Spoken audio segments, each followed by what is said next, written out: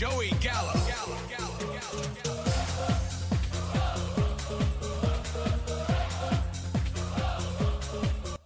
Woo, man, almost forgot how good that intro was. Man, it's been a while, but DJ Dirty Work, thanks again for the beats. Yes, we are back. I am your host, Dave Reed, joined by my co-hosts, Joey Gallo and Ryan Wilkinson. Been on a bit of a hiatus since our last pod. Summer gets a little crazy, but we are back, and we are, I believe, in the final week now of the preseason, and we're starting to see some players emerge in the teams and the roster, and some are demerging on the depth chart, and then others have on some unfortunate injuries, and others have some murky situations from some key names like Jonathan Taylor, which we'll get into. But with that being said, I want to throw it out to my co-host. What are some like notes or standouts you've seen through the preseason so far? Yeah, I mean, I think for me, sorry, I'll jump in.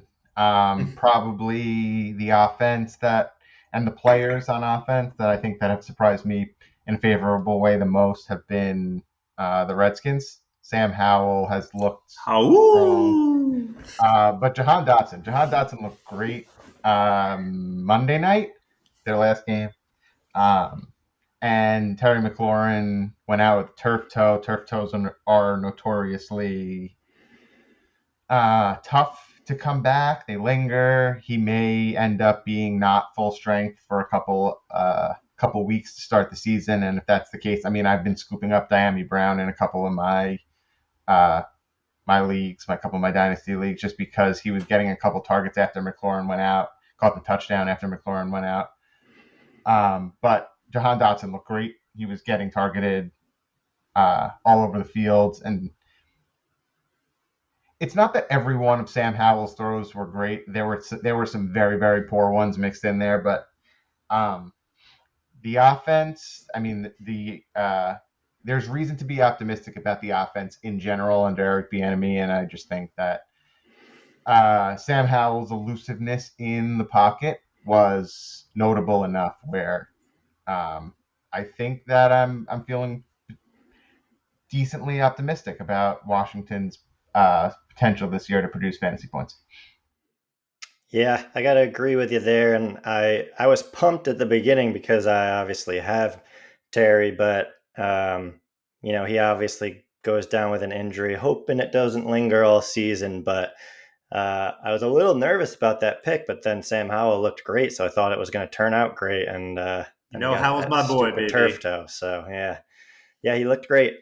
Couple guys I just think the situation has changed a lot for. Obviously, Jonathan Taylor potentially, traded. Dolphins are actively pursuing him now. How does that affect his value?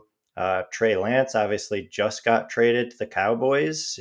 Is that good or Value's bad? up, baby. I'm sure we're going to hear from Dave on that baby. one. It's good.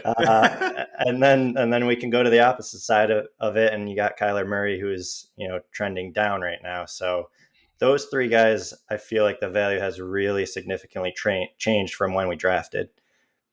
Yeah, I mean, for me, I have a bunch of them from the Broncos. There's a couple. Javonte, first of all, I mean, I've been banging his drum all offseason. I thought he would recover faster based on where the money was going. Like, I didn't think they spent a lot on Samaje Perine. They didn't use any draft capital. But still, it's a quite the leap of faith. But it's been looking like it's paying off. He actually got some game action, got a lot of receptions, which is great to see. And just seeing him on the field in general this quick is pretty impressive.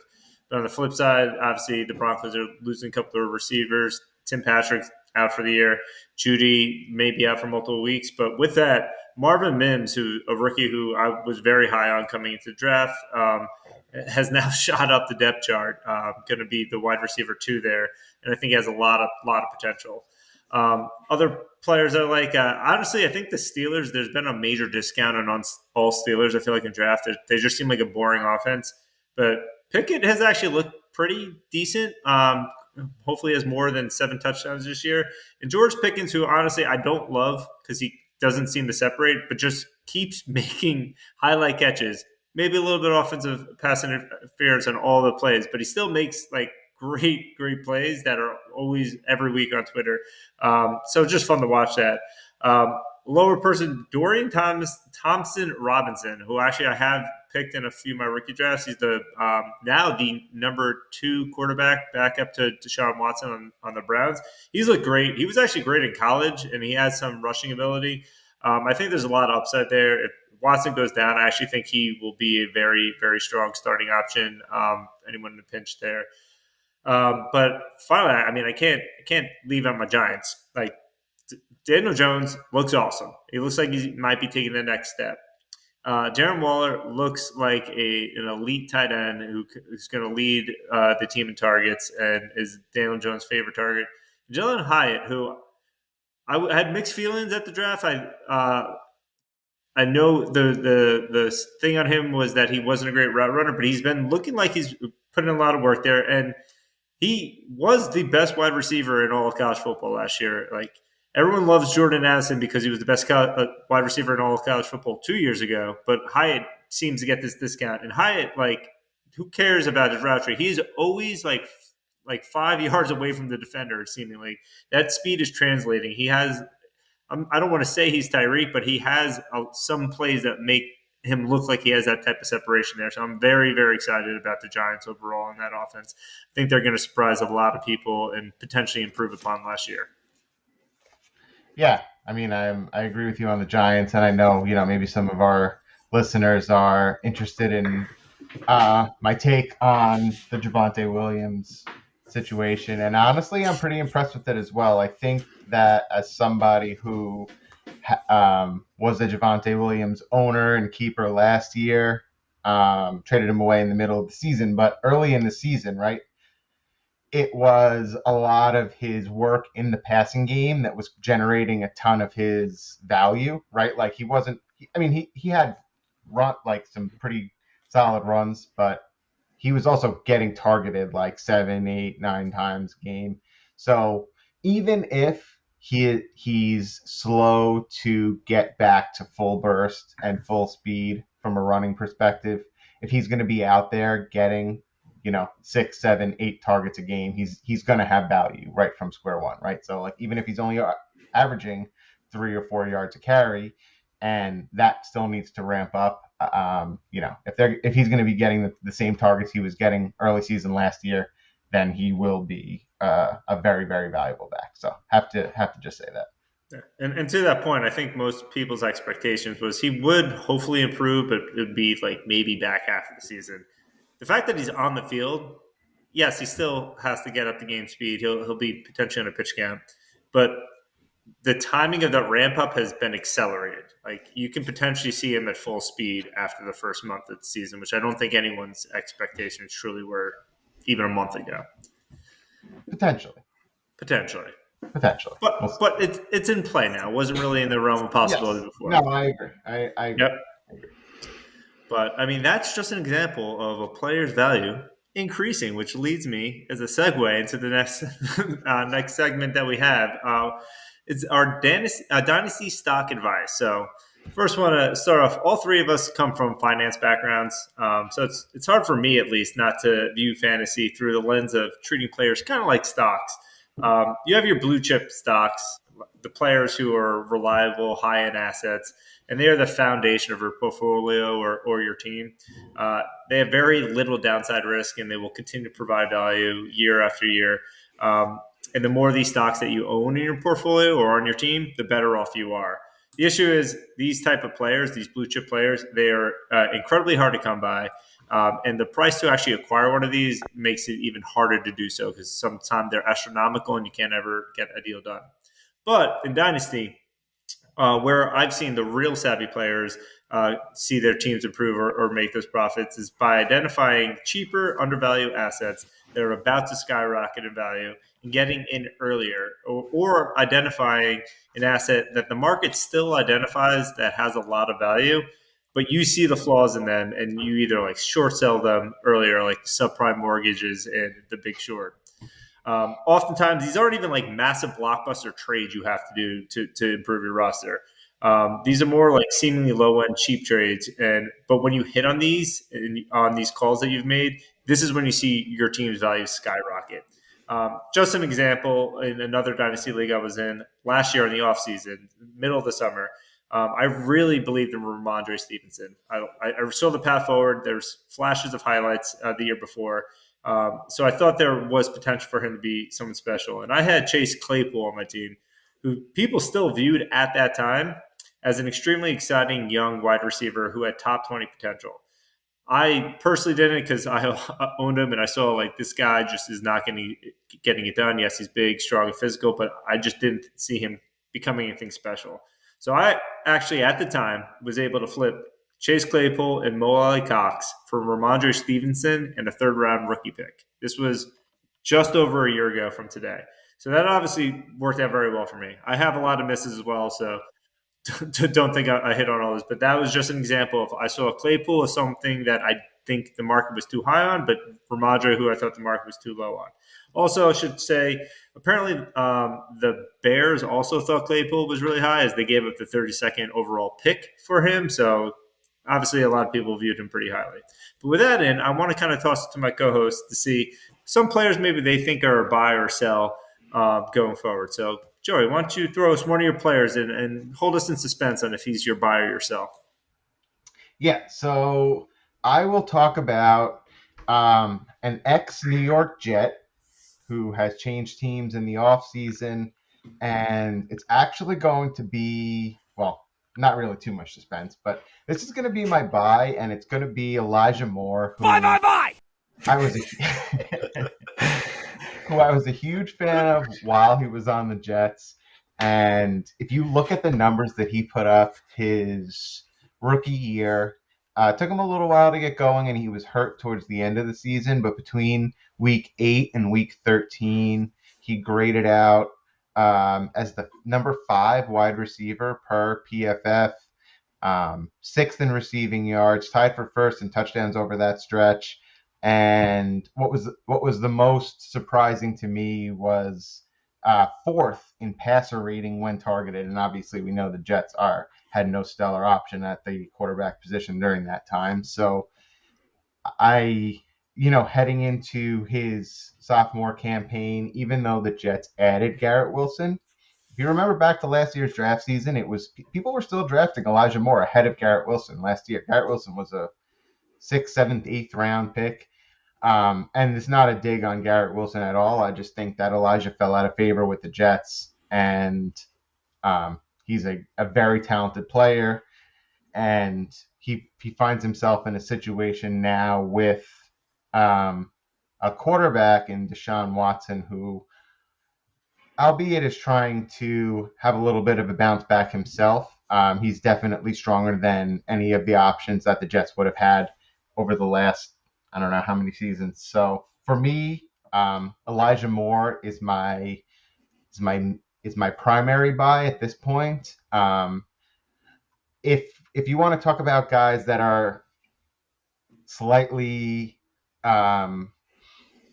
less of a deep cut than Elijah, honorable mention for me, maybe a little bit more, I guess, obvious if you want to call it that, but I'm very high and I'm looking to buy shares in Devonta Smith going into this season. I just think that what I saw from him towards the middle end of last season into the playoffs, just from a targets, average depth of target, I just think that it wouldn't surprise me at all going into this year A.J. Brown last year, obviously almost 1,500 receiving yards.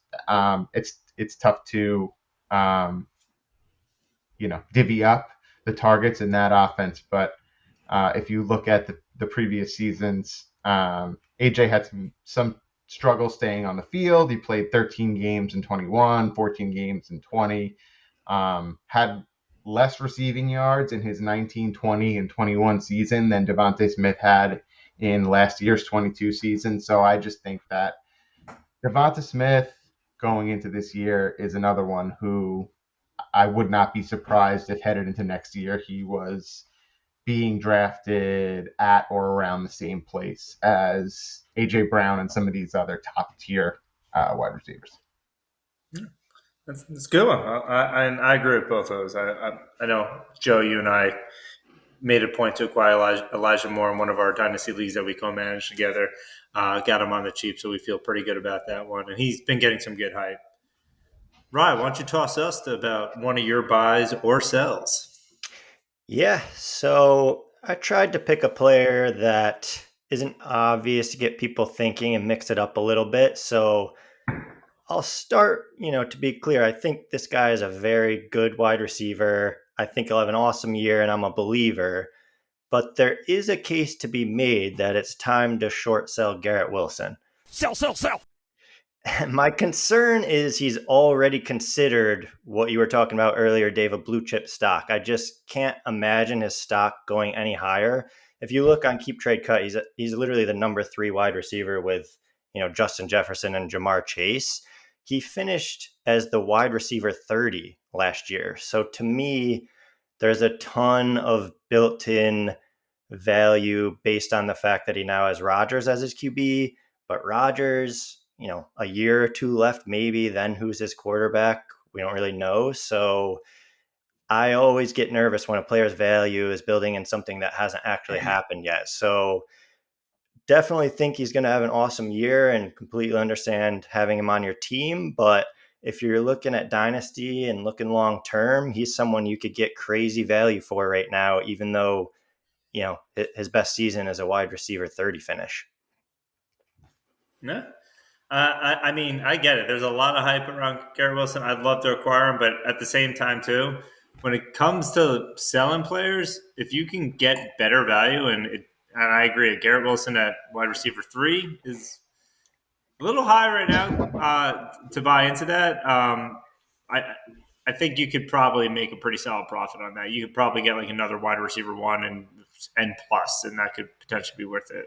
Yeah, and that's my thing. You can't possibly ask for more value than that right now. And if he starts this season and he doesn't have this crazy start to the season with Rodgers, his value could start to decline pretty quickly from wide receiver 3, into like 10 or something like that. So it certainly can't really go up, his value. Yeah, exactly. The other thing too is the Hard Knocks bump is a real thing. People always get hyped about any of the players who are on the team that is featured in Hard Knocks. So that's probably another thing boosting his value a bit. Yeah. Why don't you give us one of yours, Dave? Yeah. So, I mean, this next guy I'm going to talk about, he's a wide receiver. He's 24.6 years old, tied to an elite quarterback, finished as the wide receiver 17 last year. I'm talking about Mr. T himself, T. Higgins, who is my sell. This may be a little bit spicy, but he is pretty universally regarded as a back-end wide receiver 1 in Dynasty, and even a fringy wide receiver 1 this current year. And honestly, I just can't buy into it. First off, the obvious, for the rest of his career in Cincy, which many are expecting him to sign an extension, a long-term extension at the end of this season.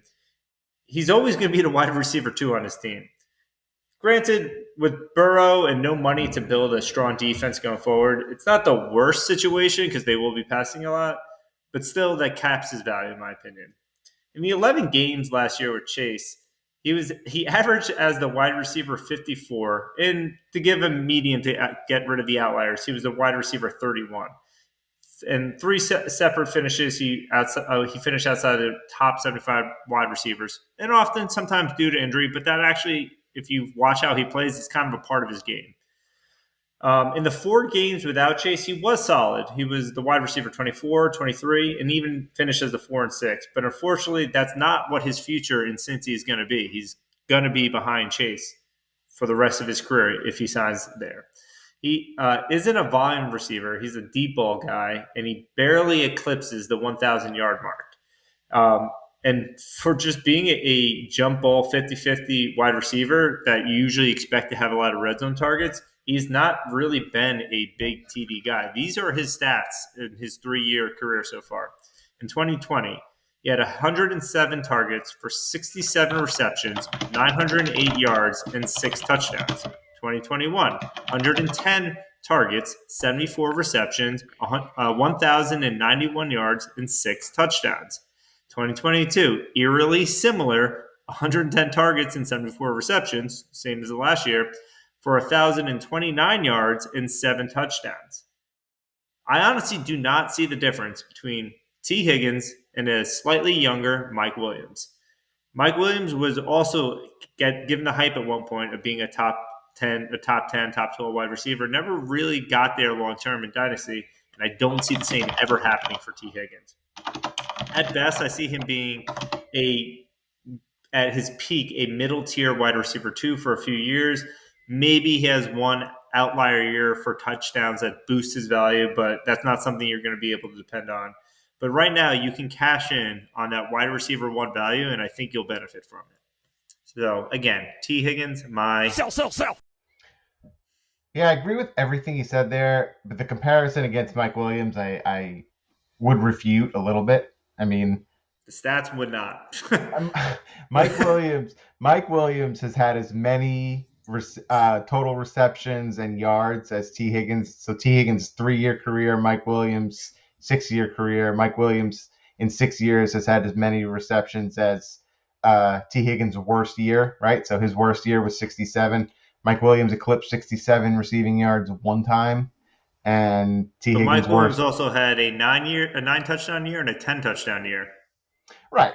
Well, right. And that's the best case scenario for T. Higgins. He also had a 0 touchdown year, a 2 touchdown year. I mean, if we're just talking about like, I understand the logic of T. Higgins being more of a jump ball guy, but he's also like a big presence over the middle, down the field.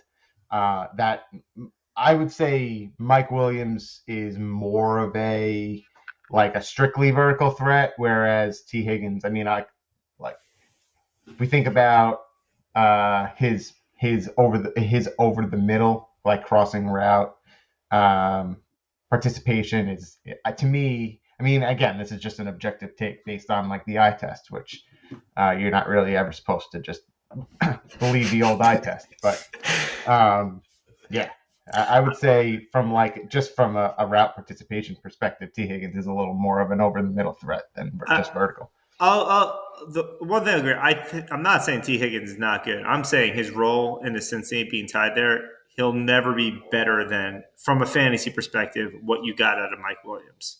If he went somewhere else and he was the alpha, I think he could. But I don't see that because Jamar Chase is the TD guy.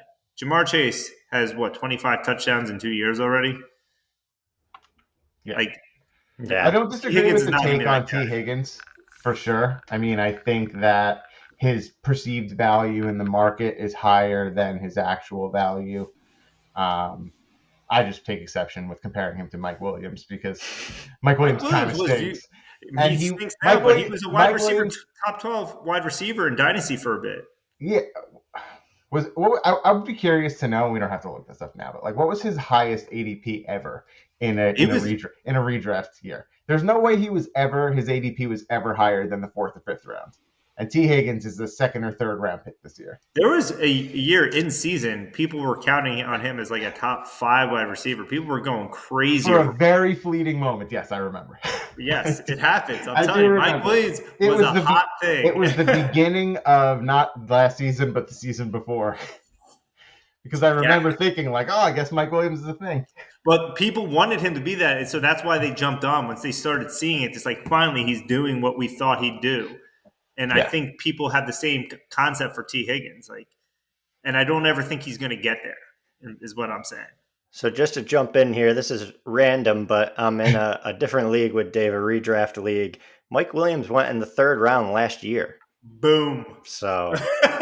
All right. That's a 10-teamer, too. 10-teamer. Yeah, it is a 10-team league, too, yeah. All right, Joe, give us you gave us your buy, so give us your suspenseful sell. Yeah, so my sell, and hold on, let me just wet the whistle with some IPA before.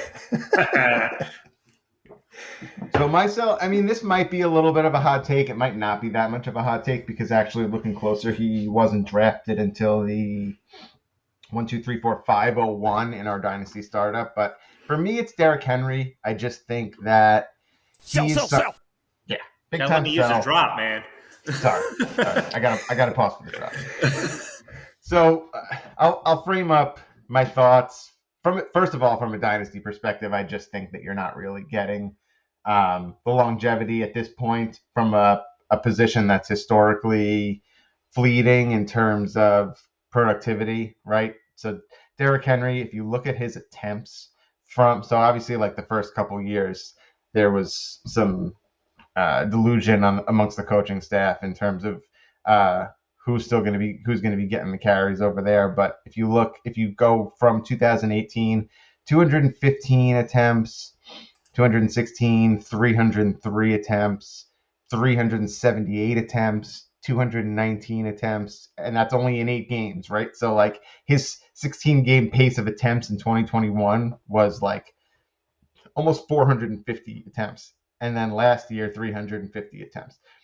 I understand he has a body that is built for this type of punishment, but I just don't think that any if you look at, I pulled up the career rushing attempts, and on the career list of there's only maybe 20 or 30 backs in the history of the league who have ever rushed more than 2,000 times total. And I just think that at a certain point, Derrick Henry is going to be at the cliff. Right now, he's at 1,750 attempts for his career. So maybe if his body holds up this year and you get another 200 or 300 attempt season, from a dynasty perspective, there are a couple guys that went after Henry who I would much rather have from a longevity standpoint.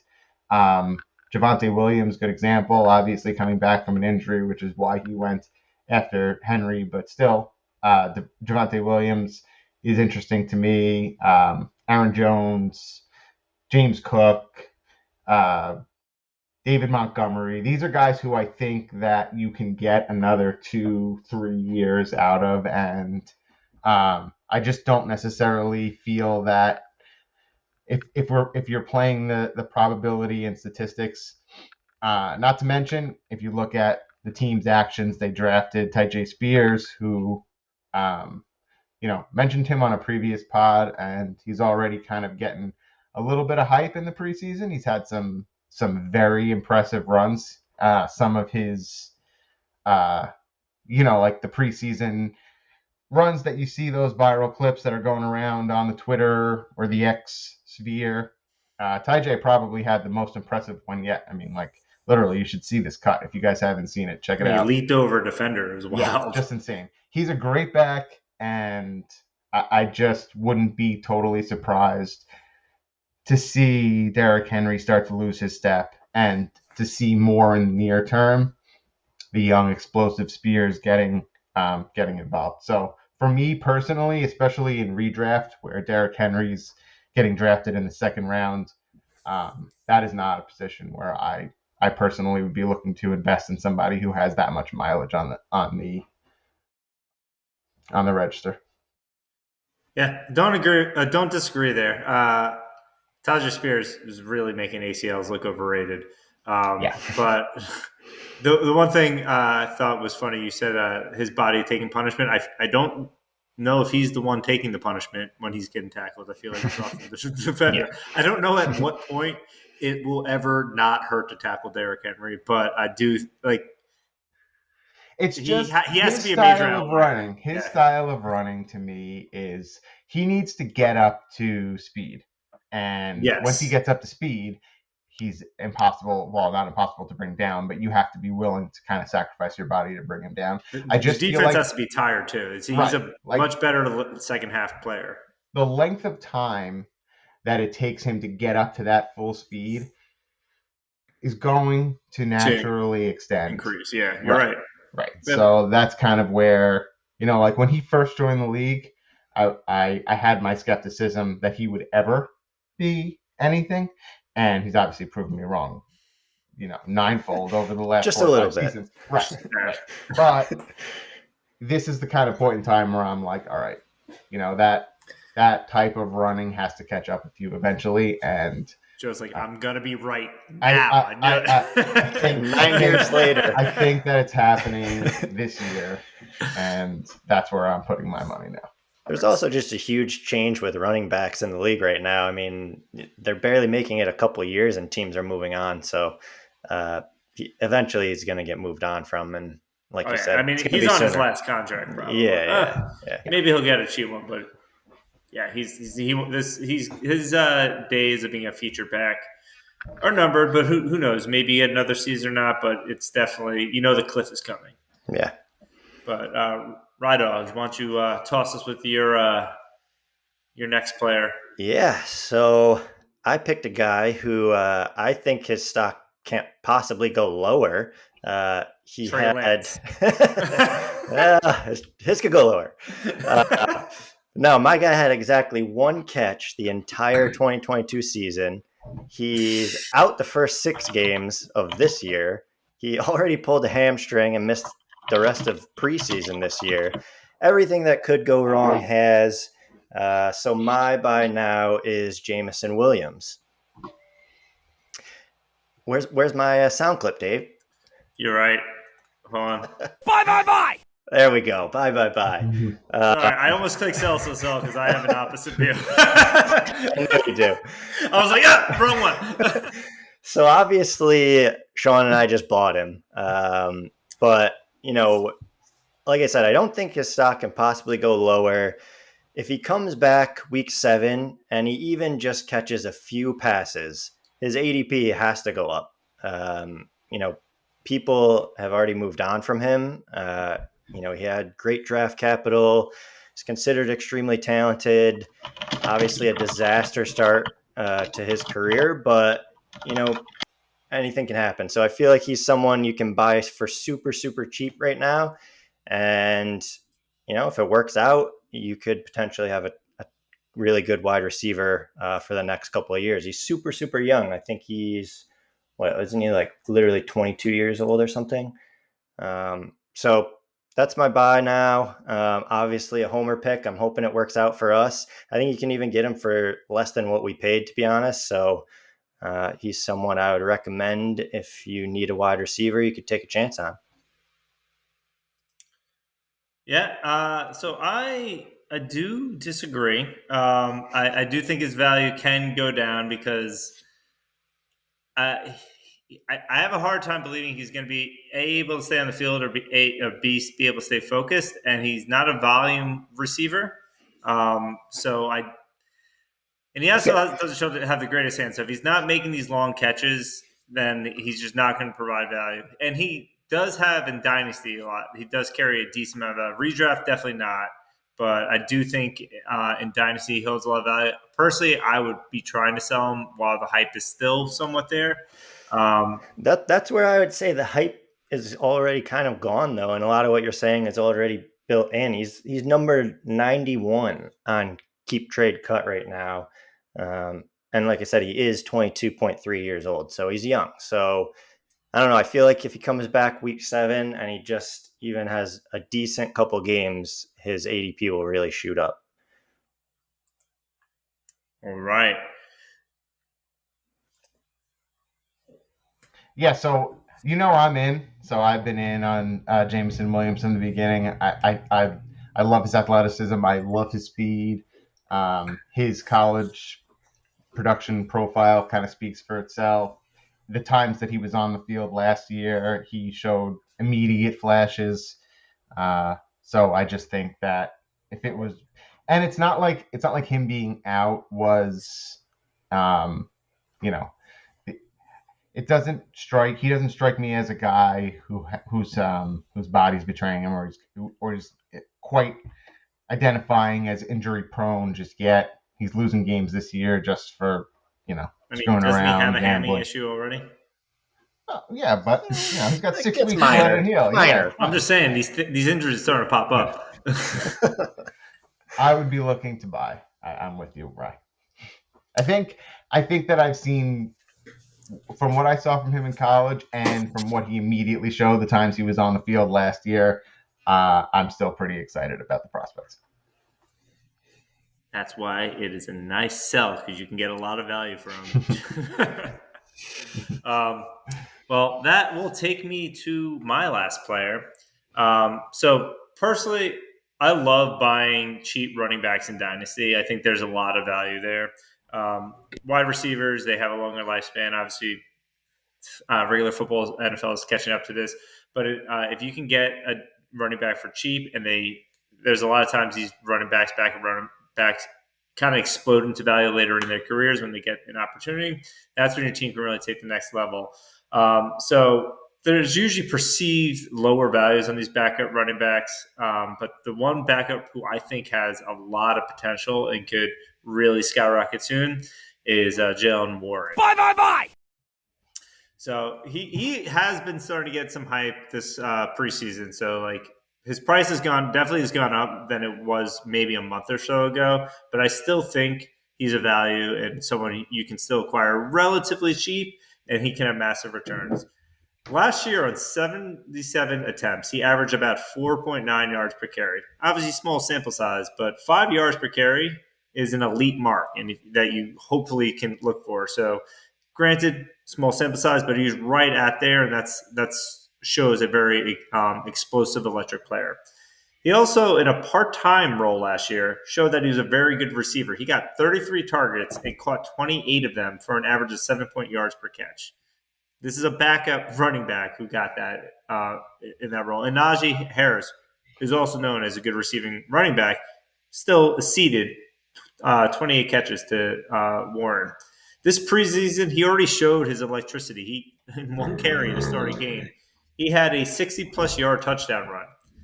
And Najee Harris, I still believe 100% he's the lead back, and he's going to get his work. But they are definitely going to start lightening his load. And the Steelers, even last year, were mentioning they love Warren. And I think even without Najee getting hurt or anything, he's going to be a solid flex standalone value. But Najee is also often gets dinged up. He was an older prospect coming out of college. He's already 25 and a half years old, and he has proven to not really be an efficient runner. He's more of a volume player. So it's very a high likelihood that Najee could get hurt, and then Warren would blow up for value. Najee is also going to be in his year 26 season. His 26 year old going to next season, in his fourth year of his rookie contract. They do have a 5th-year option on him because he was in the first round, and they could maybe exercise that, but that would be his then 27-year-old season going at that point.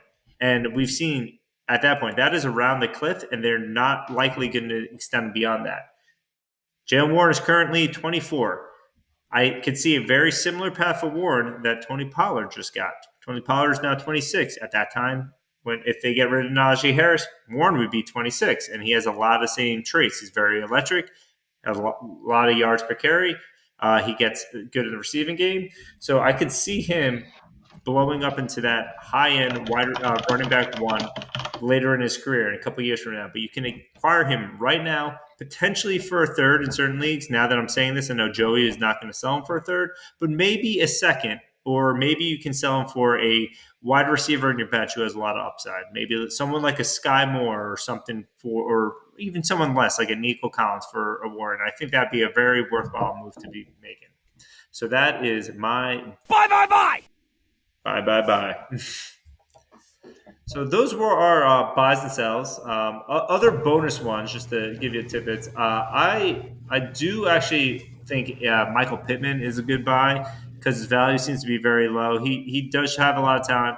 I don't think he's going to have a great year this year, so I don't think you have to rush to get him. I think he's going to be maybe wide receiver 3 this year, but I think his value will improve. Someone else I look in, Myself, won't get into it a ton. He's already hurt, though, in this. So for Jared Judy, everyone loves him. A lot of hype there.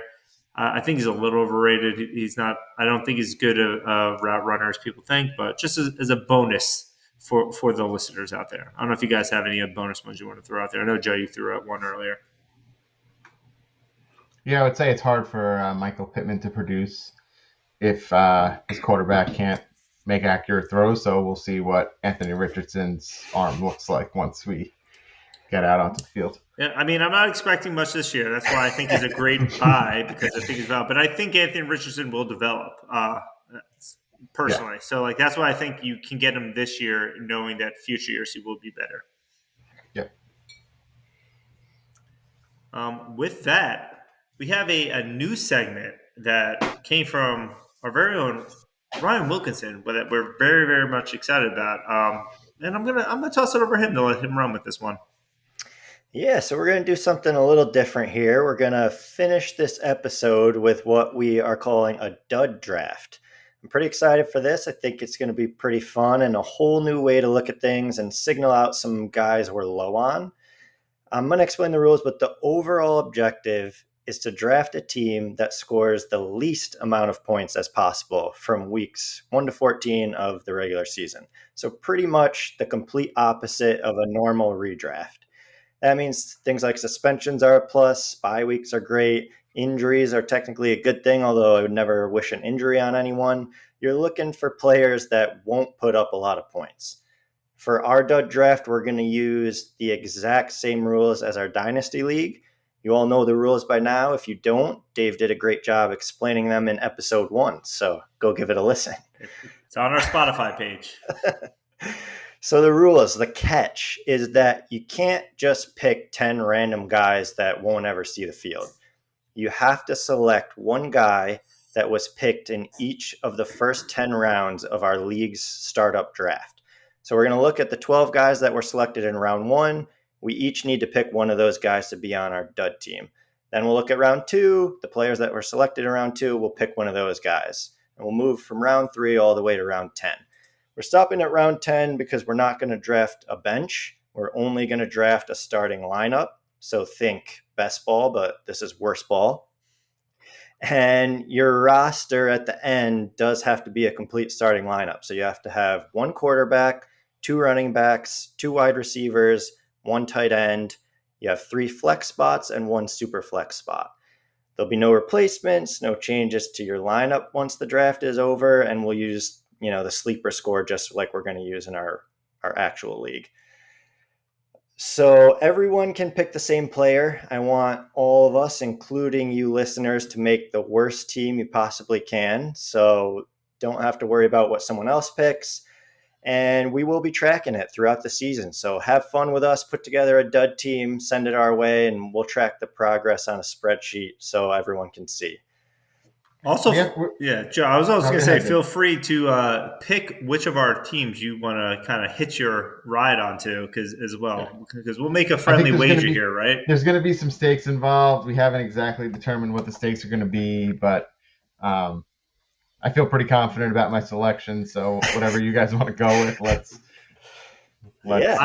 make it interesting, and we'll see if we can get the league to, if everybody kind of like has to, like you said, hitch to one of our 3 wagons and put some money up, then the winning side will take all the spoils.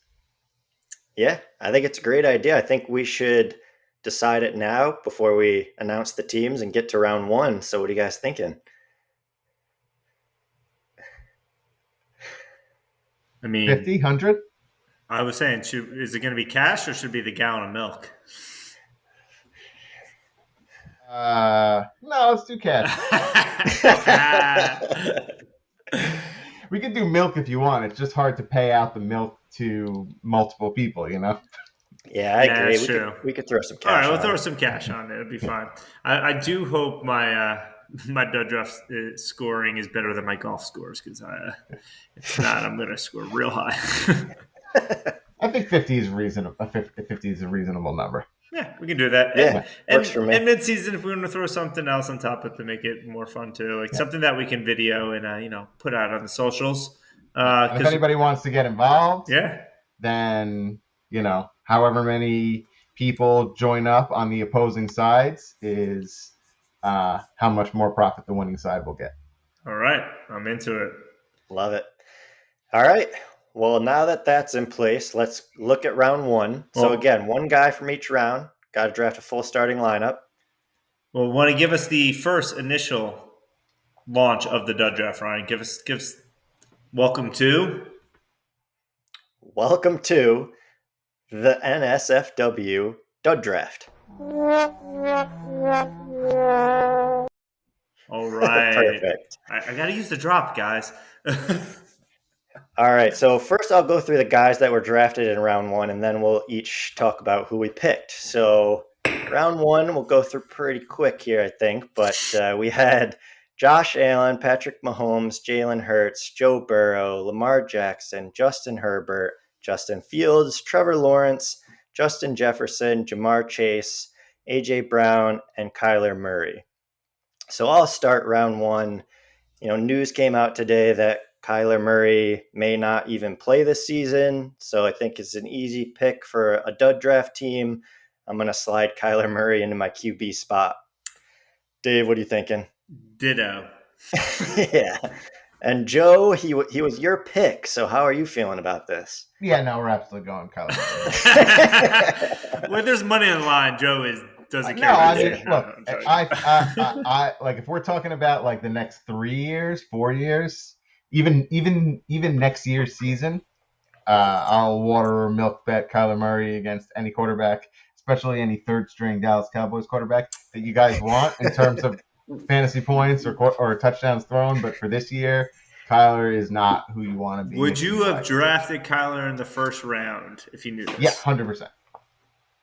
Yeah, that's interesting. I had my concerns. No, I mean, I think it's on record, right? Like I had my concerns that he might not play this season at all. That was kind of why I made a move to draft. I actually traded up to get Matthew Stafford because I was kind of like, you know what? I better make sure that I insure Kyler Murray just in case he doesn't play this year.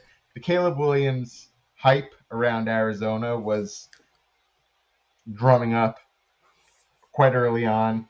And quite frankly, I just like, I mean, I could talk all day about Kyler Murray. I don't think he's great, but I also think that Cliff Kingsbury is just one of the most underqualified and unjustified head coaches and offensive minds in the history of the National Football League. There's been a lot of bad coaches. I don't know. And the fact that he's the one who Kyler had his, offensive schematics kind of produced by for the first couple of years of his career, and still managed to have a season with like 26 or 27 passing touchdowns and 11 or 12 rushing touchdowns.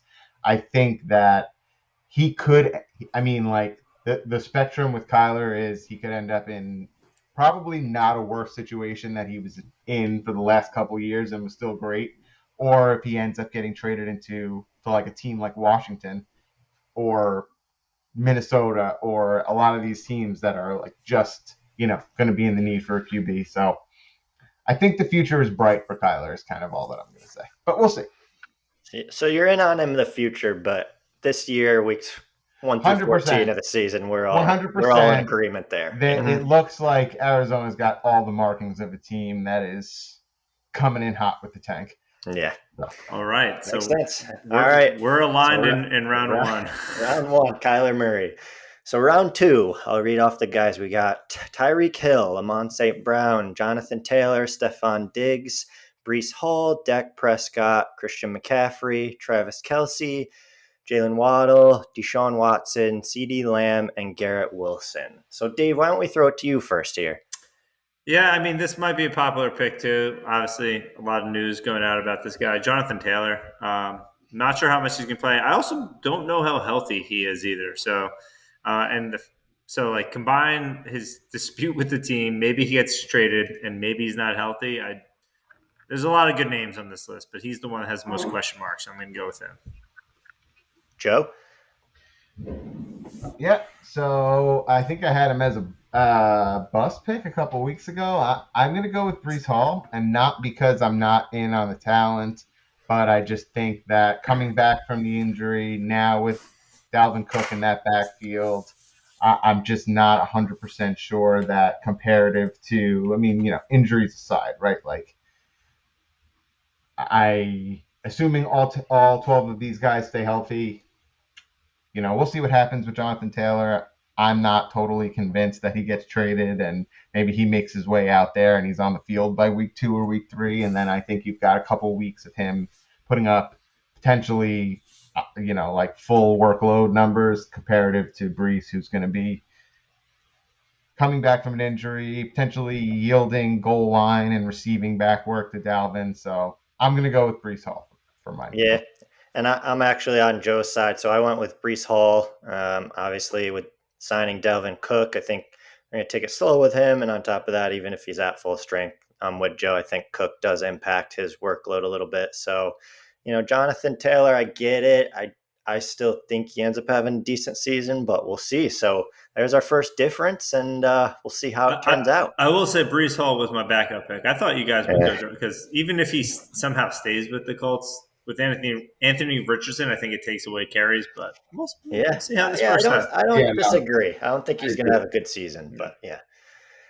All right, so we'll move to round 3. We got T. Higgins, Saquon Barkley, Olave, Walker, Kupp, Kyle Pitts, Tua, Devontae Smith, ETN, Mark Andrews, Adams, and Metcalf. Joe, why don't we start with you this time? Yeah, so tough one here for me. I gut reaction is to want to go with Tua, but obviously we can only choose 2 quarterbacks given the roster limitations. And I know you got one bucket. And I can't Trey Lance in round 6, so I obviously can't go Tua here despite my concerns about his ability to stay on the field. I am actually in round 3.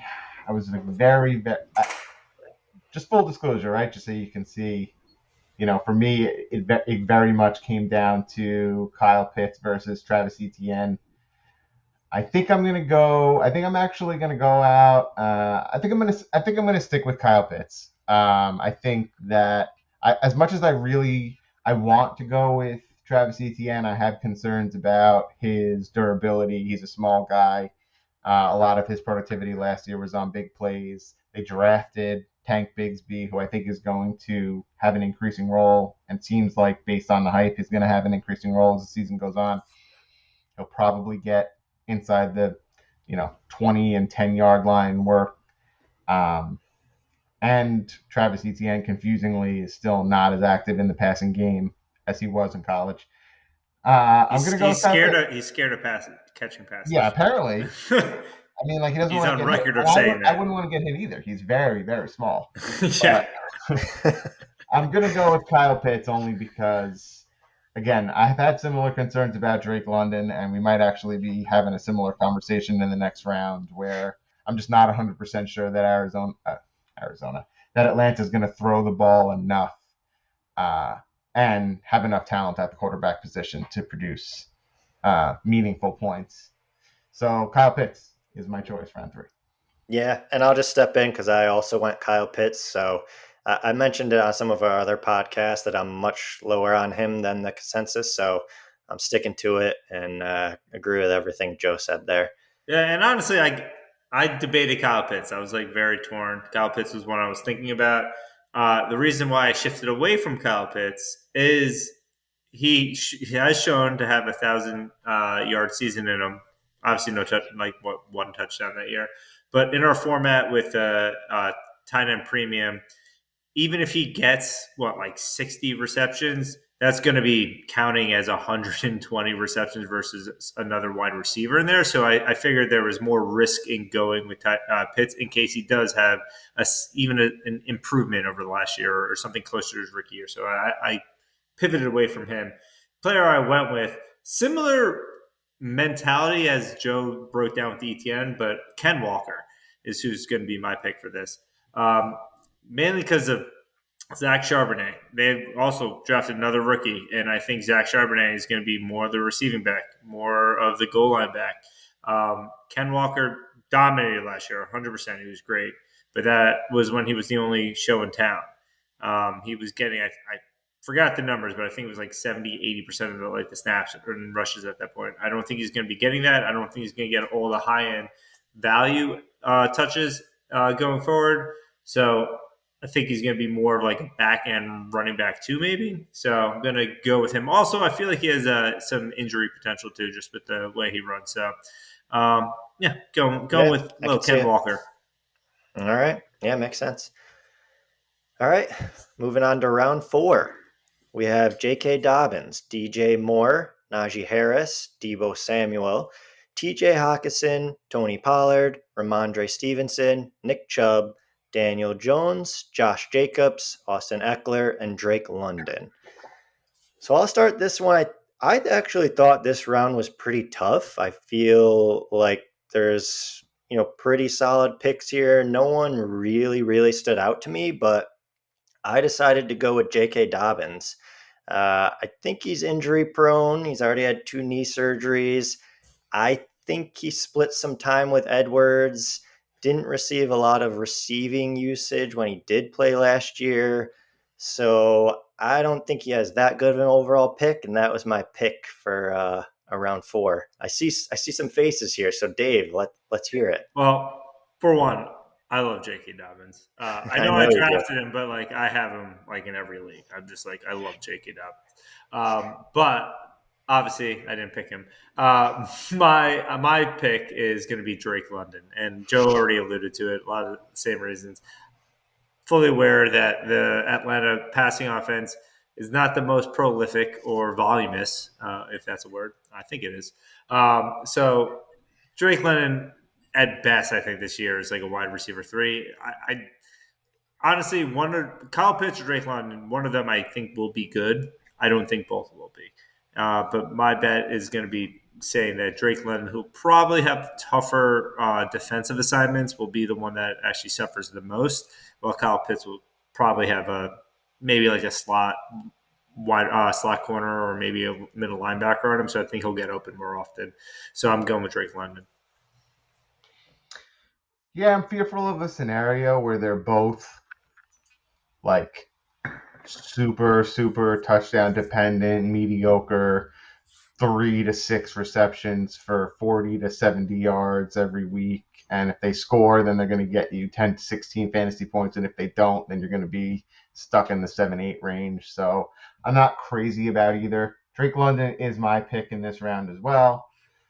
I just think probability wise, if you take out injuries, I think that an offense that's being quarterbacked by Desmond Ridder, who just drafted Bijan Robinson, and is probably going to give him, 50% of the touches on the offensive end. Hard to pass that up. I don't hate the Dobbins pick. I have Dobbins in another 2 leagues. The vibes haven't been all that great. Not only is he coming back from injury, but he's also trying to get a contract. I think the same situation for Josh Jacobs. That was another one that I looked at a little bit here just because, maybe just take a shot. And if That's a Jacobs risky shot. if Jacobs decides to not report, which He already said he will, though. So I mean, but where is he? So so yeah, but yeah, it's hard to pass up the value of Drake London there. So I'm with Dave. I'm going to go Drake London. Yeah, makes sense. All right, moving on to round 5. We have Derrick Henry, Michael Pittman, DeAndre Swift, Pierce, Kittle, Sanders, Kirk Cousins, Joe Mixon, Christian Watson, Geno Smith, Javonte Williams, and Brandon Ayuk. Why don't we start with Joe this round? Who are you thinking? Yeah, I mean, a couple weeks ago, I might have been a little bit more tempted to go with the likes of Javonte Williams here, but now obviously that will not be the direction that I'm boom going. shakalaka. Yeah. I mean, he's like honorable mention busting. So. No, I mean honestly. So I'm going with Michael Pittman. It was close for me between Michael Pittman and DeAndre Swift. I think those are the two that stick out, and maybe I won't even make my potential case for Swift because it wouldn't surprise me if one of my 2 compadres here was selecting Swift. For Pittman, with me, I just think that again, I'm not crazy about Anthony Richardson's accuracy in college as somebody who's wagered on him a trillion times and had to watch him frustratingly airmail guys downfield by 15 yards. I don't know that gets fixed overnight. I think the athleticism is there. The rushing People ability can is there. change. All right? There's going to be some growing pains. I'm just not sure that, Michael Pittman is going to be as reliable this year. I mean, if you couldn't get it done last year with more accurate quarterbacks, and I know I'm actually going to go ahead and say that Matt Ryan is a more accurate quarterback than Anthony Richardson. honestly, the worst thing that could possibly happen would be if Richardson gets hurt and Gardner Minshew comes in there, because Minshew can actually hit Pittman down the field, and maybe that'll actually sway things in the wrong direction for me here. But I'm gonna go with Michael Pittman. I'll jump in. I took Pittman too. I alluded to it. Yeah. I think Pittman's going to be bad this year. Yeah, so did I. I love so. Anthony Richardson. I have him on my team. I don't think Pittman's going to be great this year because Anthony Richardson's value is not tied directly to his accuracy. And so, like, I can love Anthony Richardson. I think he will develop. And again, I mentioned the buy for next year and beyond, but this year I think will be rough. For the Swift, that just to speak to that, I agree. That was something that I looked at, but the risk with Swift is that he can have blow up plays here and there. He could touch the ball 5 times a game, which I could easily see happen. But one of those, maybe he takes to the house. I don't see Pittman taking many massive plays to the house. Just those style of his play, he's not kind of like that. He's kind of more of a possession guy. It'd be more like an Alex Pierce on the Colts, who'd be more of the like deep ball threat. So I feel like Pittman is safer as long as Anthony Richardson is the quarterback the whole season. I agree. Minshew will feed the rock to him, so that's the downside on that pick. But toss to the rock. Yeah, and I don't need to expand much because I also went with Pittman, and Swift was the other one I was thinking of. But I needed to fill my wide receiver slot when I was looking at all of the rounds, so I went with Pittman as well. So we can move right on to round 6. Yeah, this is funny. Stay with Swift. It seems like over the last couple of weeks that Rashad Penny is the one that's falling a little bit more out of favor. That was kind of the reason why I was like a little bit gun-shy to take Swift. I mean, there's definitely been Kenneth Gainwell hype.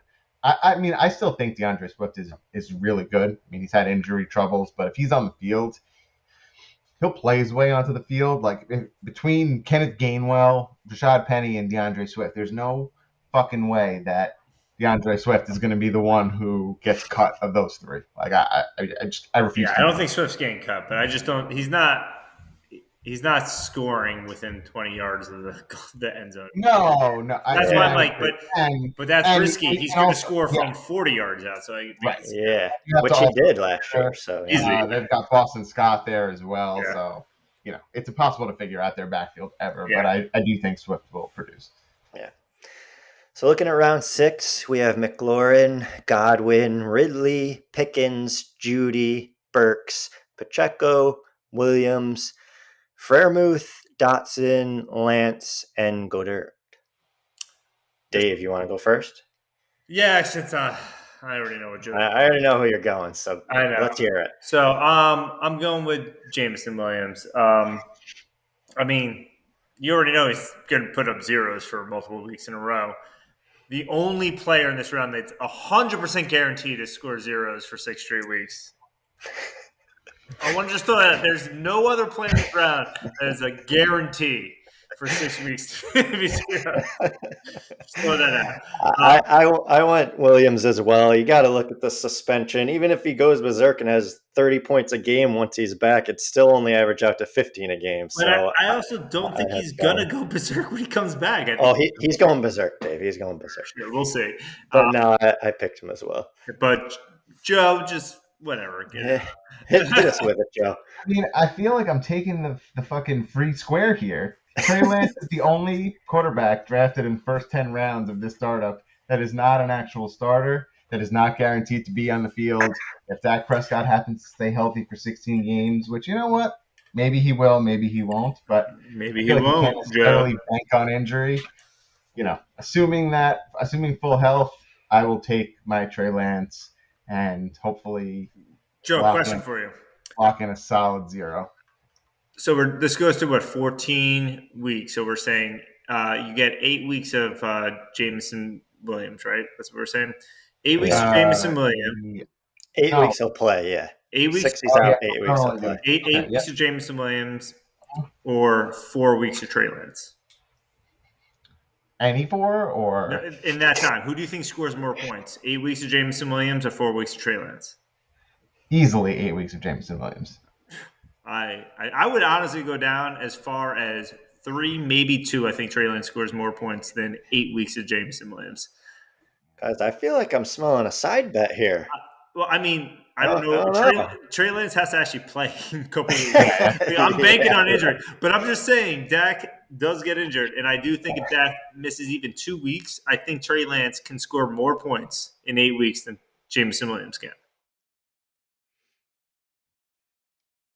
My opinion is that there's a lot of shit that goes on in the NFL and evaluating talent that I don't understand, that goes beyond my comprehension levels. And for Kyle Shanahan, who I think is a decent evaluator of talent, to be done with Trey Lance and to be choosing Sam Darnold, who fucking stinks, as his backup quarterback Yeah, over but Trey Lance must be terrible. So no. even So though we like haven't my counter to that, Shanahan does not care about draft value and will throw people on the dog. He did it to Ayuk for a year. Ayuk is now good, but he did it to Ayuk. He's done it. How many third round running backs have they drafted and they just don't care about it and they cast it aside? Like completely they agree. do not You just care think about Trey draft Lance value in did San something. Francisco. It's like Do you that's think why like Trey? this would never happen on another team other than San Francisco. This only would happen in San Francisco. They do not care about draft value in San Francisco. They drafted a kicker because they're like, we're good. We don't need to draft anyone else on this team. We're solid. We're gonna blow a 4th round pick on a kicker. San Francisco does not care about draft value. I think getting Trey Lance out of San Francisco is the best thing for his career. He's going to get another chance. I promise you he's going to play games. I don't know if it's going to be this year. I'm hoping Dak. Oh, I'm not saying hope Dak gets hurt, but if he gets hurt, I'm hoping he is the backup for if Dak gets hurt. But who knows? But I feel like Jerry Jones is going to be like, Cooper Rush is not a sexy name. We want Trey Lance that sells tickets, and he's going to push for Trey Lance to play them. But that's what I'm saying. San Francisco is just not good, and like he put people in the doghouse, and like I also think they killed his confidence. Ayuk was struggling then too. Fortunately, Ayuk got out of it, but like that was a 1st-round wide receiver too. Everyone loved him, and he dominated his rookie year, and he still threw him in the doghouse. Yeah, a Yeah, lot I mean, can happen.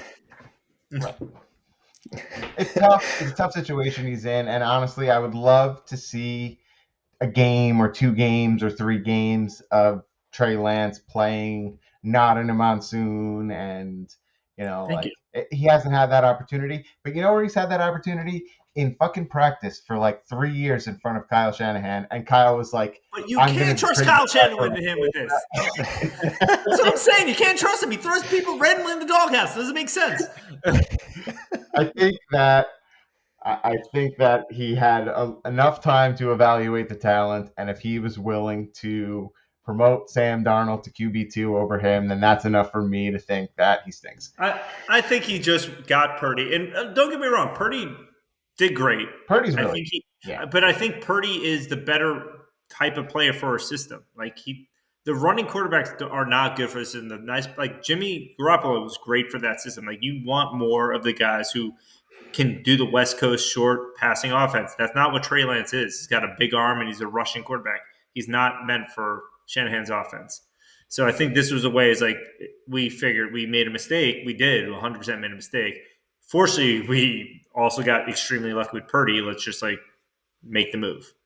Yeah. Yeah. Well, it's going to be interesting to see how that turns out. But we have some differences in round 6. So That's let's move to round 7. So round 7, we have Rachaad White, Aaron Rodgers, Cooper, Kirk, Akers, Wilson, Brock Purdy, James Cook, Aaron Jones, Marquise Brown, DeAndre Hopkins, and Delvin Cook. And why don't we turn it over to Dave? I would like to pass and see what other people do first. Interesting. Why don't we turn it over to Joe? I'll jump in. So this was a tough one. It was a tough one. I agree. That's why I want to see what you guys do, and I want to make sure I don't double up with you guys. There are a lot. Oh, what? No changing. I just want variance. I don't want to pick the same player you guys picked. Well, I mean, so me, I went with Cam Akers. So I'm not a Cam Akers guy. I personally will side on the years and years and years of history of people coming back from Achilles injuries and not producing, and also years and years and years of running backs on bad offenses being tough for fantasy. And I'm not necessarily sure that the Rams are going to be a bad offense, in a vacuum, but they're definitely going to be a bad defense, and they're going to lose a lot of games, and they might even intentionally lose a lot of games. So I'm just not sure that Cam Akers on one Achilles tendon, on the back of, I mean, a great stretch that he put together towards the end of last season. I think it's a little bit smoke and mirrors, and I'm not betting on him to replicate that this year. So that's my choice. Yeah, and I have to say, I thought this was probably the hardest round overall. I don't know. I felt like most of the running backs and wide receivers were on a similar playing field here. Cam Akers was on my radar, but I didn't go with him. Might even sound crazy because I went with Brees Hall in round 2, but I actually went with Dalvin Cook. I don't know. I just, you know, I'm concerned that I took both running backs because you would assume one of them has to produce a little bit, but I'm not feeling either with that round capital. So I went Dalvin Cook, and I'm going with that. Dave? I'm happy I wait because Dalvin Cook was my pick initially, but I also knew this was a round. To your point, Ryan, there were a lot of options here, and that's why I personally waited because I was like, I feel like I might have a duplicate here. So to create some additional variance, I'm gonna You build need some variance to make the points back that you're losing with Trey Lance in round 6. Well, you know what? That was a perfect segue because I just nailed the perfect dud stack in Hollywood Brown. Because if Kyler is not touching the ball this year, Hollywood is going to stink. You got Clayton Tune. You got Colt McCoy. They just got Joshua Dobbs, who was a converted wide receiver to quarterback, I believe. Like, give me Hollywood. I will gladly take him, knowing that he's going to get worse passes than Anthony Richardson will be tossing. So, It's an interesting pick because he is the wide receiver one there. I completely get the logic. If there's he no also gets quarterback, a lot. who's going to throw to him? He does get injured a lot. Was injured last year. Was not thinking you were going to pick him. So interesting. Well, I had Dalvin. That's why I was like, if anyone picks Dalvin, which I think someone might, I'm going to go Hollywood. Yeah, all right. Yeah, Dalvin, he's interesting to me because I kind of feel like they're going to be a good offense, and when you have this guy who I could just I see the writing on the wall where like every time the Jets get inside the 5, it's just like the first play is like the halfback dive to Dalvin Cook, so he might score like 7 or 8 touchdowns this season. Just like even when Brees Hall is healthy, like he might just that might just be his role. So no, I get it. I mean, someone has to, right? So I have Hall and Cook on my team. It might not be a great strategy, but I don't know. I didn't see anyone else in those rounds. All right, round 8. We have Mike Williams, we have Kamara, we have Met, we have Schultz, we have Garoppolo, Carr, Jordan Love, Goff, Pickett, Dillon, Montgomery, and Bateman. Dave, why don't you start this round? Yeah, I mean, this is where you're taking. I feel like a good time to take a tight end. Cole Kmet. I do have him in other dynasty leagues, but like in general, he's not, in my opinion, a high upside tight end option. At best, he's like tight end 8, which is like no better than tight end 18. So when you get to that level, he's very. It's a low passing offense with Justin Fields. He's touchdown dependent, so I feel like his ceiling is not very high. So I went with Cole Kmet. Yeah, I went with him as well. It's a tight end premium league, but I just still feel like there's no one else there that I would if he catches pick over more him. than 55 catches, I will be very Yeah, and DJ Moore is there now, so I don't think Fields makes that huge Jalen Hurts pass jump anyways. So yeah, I went with him as well. Joe? Yeah, so I went with AJ Dillon. I didn't love what I saw from Dillon last year. Owned him in a couple leagues. His yards per carry were not great. Aaron Jones is obviously there. They figure to be a team that's going to be likely down-ish more often than not. I mean, I don't know. We'll see. Maybe Jordan Love will be better than we think. But, I'm like weirdly not totally out on Cole Kmet. I think that, well, I mean, like if you just kind of go with them, if you just kind of follow the money, like they just paid him, and I'm not necessarily sure how they're going to use DJ Moore, and maybe DJ Moore is going to attract more attention, and it's interesting that I think if Justin Fields takes the leap from as a passer that we're kind of like everyone's hoping that he does, then I think Cole Kmet's one of the main people that are going to benefit from that. Just because the downfield type of passes will probably go to DJ Moore. Like I don't know, like Darnell Mooney is, and Claypool, remember? Yeah, maybe a little bit Claypool, yeah. Yeah. No, but I think Cole Kmet's going to be involved, and I think AJ Dillon, they'll try to involve him, but they're also going to be down a decent amount, and he hasn't surpassed 4 yards per carry. He didn't surpass 4 yards per carry. It was like 3.8 last year or some shit like that. So I'm going as tough to do it to a Boston College guy, but AJ Dillon is mine. I mean, I don't disagree. They got the money. I don't think Cole Kmet will not be involved. I just don't think there's a big pie to be involved with it.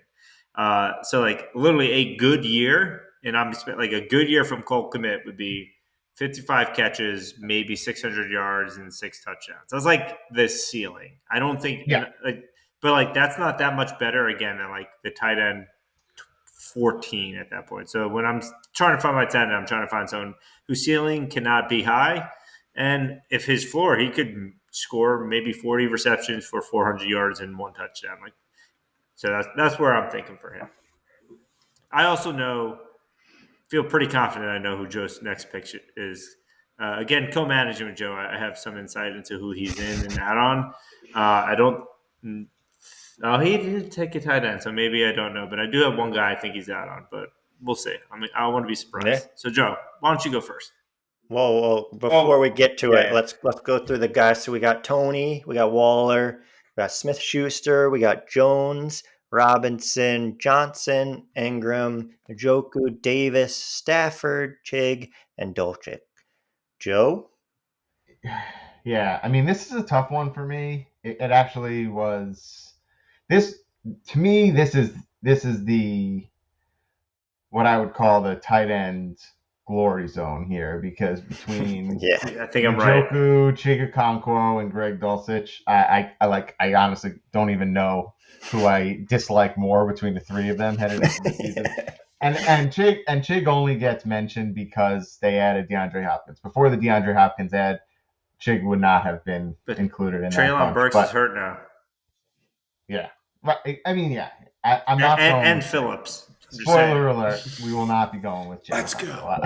I like him the most of those three, but as much as I think Kadarius Toney may only play, if he plays 6 games this year, I think that would be a miracle. In the 6 games that he plays, he'll probably do more than David Njoku, who I am choosing, and it's only because I feel like every season there's hype around David Njoku, and I mean, I appreciate the talent, I appreciate the athletic ability, I appreciate what he's done in the past on like a 1-off or 2-off basis, but his overall, I mean, like, I don't have the numbers in front of me, but his best season cannot possibly be more than 4 or 5 touchdowns. So I think there are a lot of mouths to feed in Cleveland this year.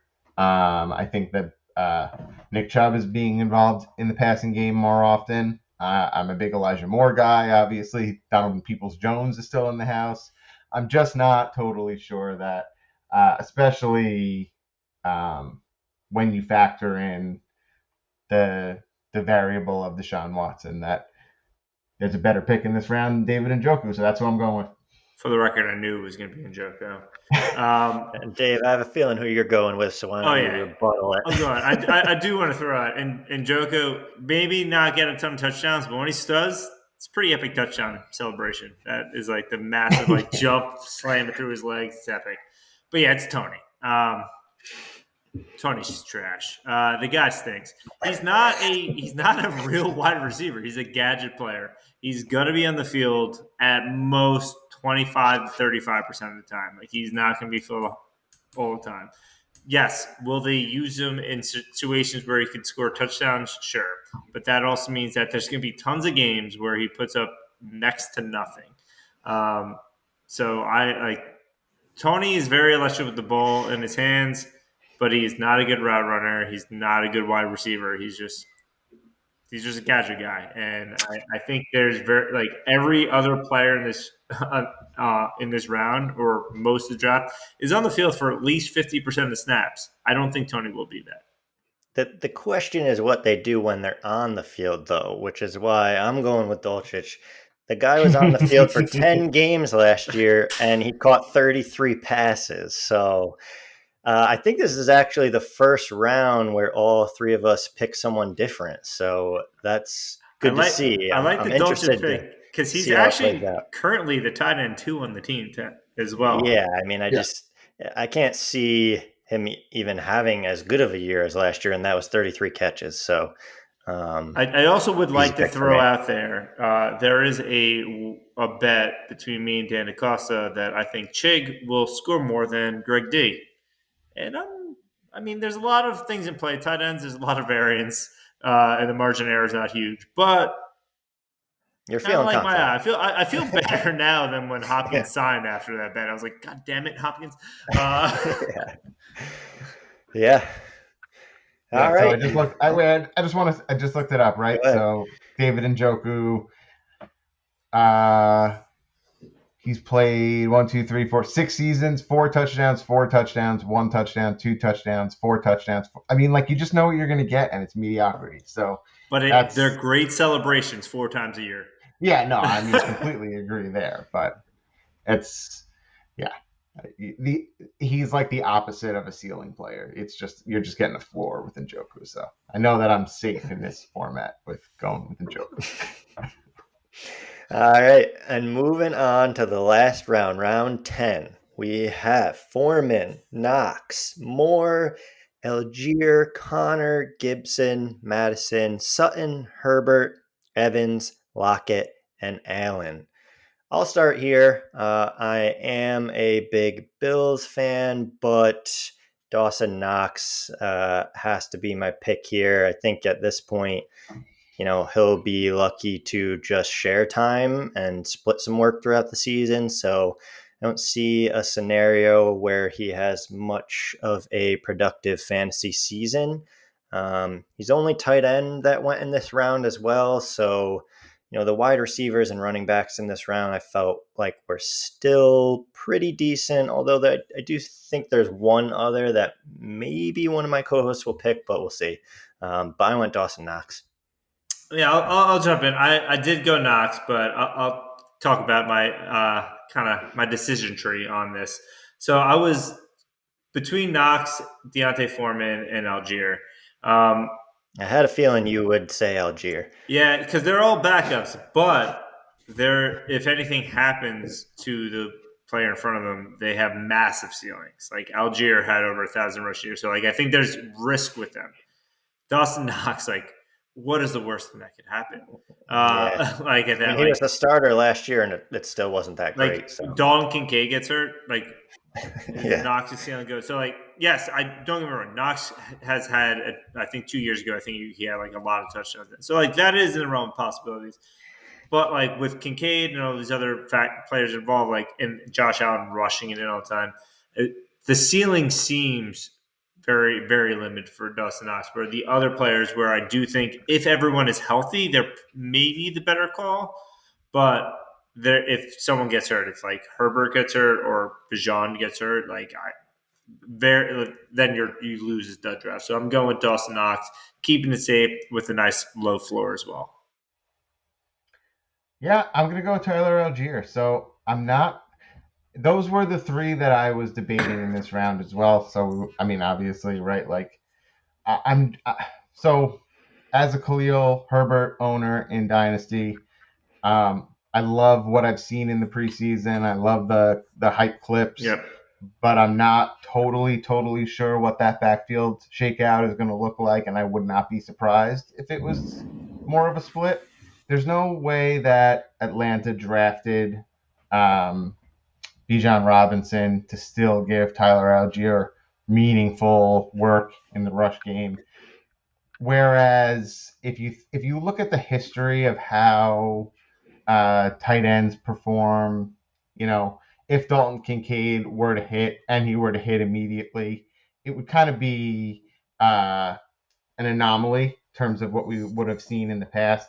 Plus, I think they're going to run a lot of 2 wide receiver sets, and Dawson's going to be on the field. And it just feels like Buffalo, and I mean, I know we're talking eye test again, but like Buffalo's the kind of team where when they're scoring 4 and 5 touchdowns a game, that like there's a lot of opportunity for the Khalil Shakirs of the world and the Dawson Knoxes of the world and their second string running backs to be catching, receiving touchdowns. So I would not be totally surprised to see a season where Knox caught 4 or 5 touchdowns, and I definitely don't see Tyler Algier putting up 4 or 5 touchdowns in an offense where Bijan Robinson is going to be on the field probably for 80 or 90% of snaps. So I'm going to go with Algier. I'll probably look like an idiot if Bijan Robinson gets hurt, but I think that that was what scared me off of Dawson Knox. Although he would have been my second choice. That was ultimately what led me to go with Tyler Algier. I will say, too, Dawson Knox did score a touchdown for the last 4 games of the regular season for the Bills. So he does score touchdowns here and there. It's just, there's another tight end in town now.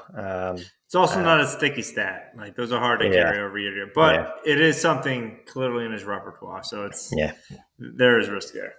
So that's the dud draft. Why don't we recap our teams real quick so everyone knows the full lineups? I'll start. So my quarterback is Kyler Murray, RB1 Breece Hall, RB2 J.K. Dobbins, wide receiver 1 Jamison Williams, wide receiver 2 Michael Pittman, tight end is Kyle Pitts, first flex Dalvin Cook, second flex Cole Kmet, third flex Greg Dulcich, and super flex Dawson Knox. Dave, why don't you recap us your team? Yeah, so I got at quarterback Kyler Murray, which is going to be consistent across the board because he stinks. RB1, I got this year's I got Jonathan Taylor. RB2, Ken Walker. Wide receiver 1, Drake London. Wide receiver 2, Michael Pittman. Tight end, Cole Kmet. Flex, Jamison Williams. Flex 2, Hollywood Brown. Flex 3, Dawson Knox, because I wanted to put in flex so I can leave in the super flex, someone who's not super, Kadarius Toney. Yeah, so for me, obviously QB1, Kyler Murray, and I'm happy that we all have Kyler so that if he happens to get traded or come back and put up 23.5 fantasy points per game for the last 9 weeks. Sounds like a stretch. RB1, Cam Akers. RB2, Tyler Algier. Wide receiver 1, Drake London. Wide receiver 2, Michael Pittman. Tight end, David Njoku. Flex number 1, Kyle Pitts. Flex 2, Breece Hall. Flex 3, A.J. Dillon. And in my super flex, the only third-string quarterback drafted in the first 10 rounds of our draft, Trey Lance.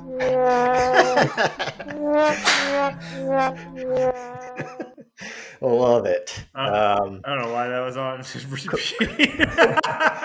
That's how bad the situation is. Because his name is Trey, so we had to play Trey times. There you go. So quite a bit of variation there. So definitely could work out in anyone's favor. Like we said earlier, $50 a team. If anyone wants to jump on someone's team, feel free to do so. If you want to create your own team, that's cool as well. Let us know. And Dave, why don't you take us home? Yeah, that's our show. And I know it had been a little bit of a hiatus between shows, but that won't be the case for our next show. I think we'll be trying to get another show out within about the next 2-week period. We're looking at maybe doing some updates to our power rankings, maybe a little bold prediction. So a lot of things to look forward to. But thank you guys for listening. We really, really appreciate it. I hope this was fun for you. It was definitely fun for us. So thank you. And join us next time on the NSFW Dynasty podcast. Take care, guys.